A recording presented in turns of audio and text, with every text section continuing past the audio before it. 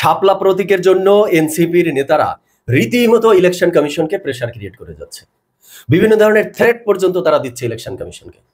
আচ্ছা, election commission কি এনসিপির মামুর বাড়ি যে এখানে আবদার করলেই তাদের সকল আবদার রাখতে হবে?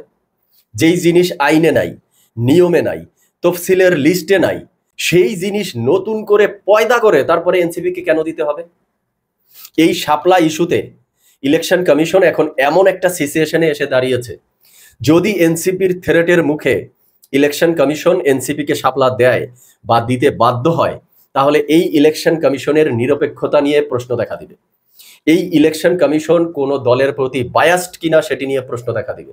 এই ইলেকশন কমিশন একটা মেরুদণ্ডহীন ইলেকশন কমিশনে পরিণত হবে। ইভেন আগামীর নির্বাচন এই মেরুদণ্ডহীন ইলেকশন কমিশনের অধীনে নিরপেক্ষ হবে না, এমন দাবি দেখবেন আপনি বিভিন্ন রাজনৈতিক দল থেকে তোলা হবে। আপনি লিখে রাখতে পারেন, বিভিন্ন রাজনৈতিক দল থেকে এই ইলেকশন কমিশনের পদত্যাগ পর্যন্ত চাওয়া হতে পারে। এনসিপি নেতা তুষার তিনি বলেছেন যে শাপলা না দিলে ইলেকশন কমিশন দেশ থেকে পালানোরও সুযোগ পাবে না।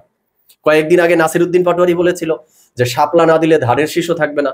তো বেশ ভালোই তো হয়, নৌকা নাই, লাঙ্গল নাই, ধানের শীষ নাই, কিচ্ছু থাকার দরকার নাই। এনসিপির এই তুষারদেরকে শাপলা দিয়ে দেওয়া হোক, তিনি 64 ডিস্ট্রিক্ট ঘুরে ঘুরে এরপরে লাগাক, উনি তো লাগাইতে এক্সপার্ট, মানে আমি শাপলা লাগানোর কথা বলছি।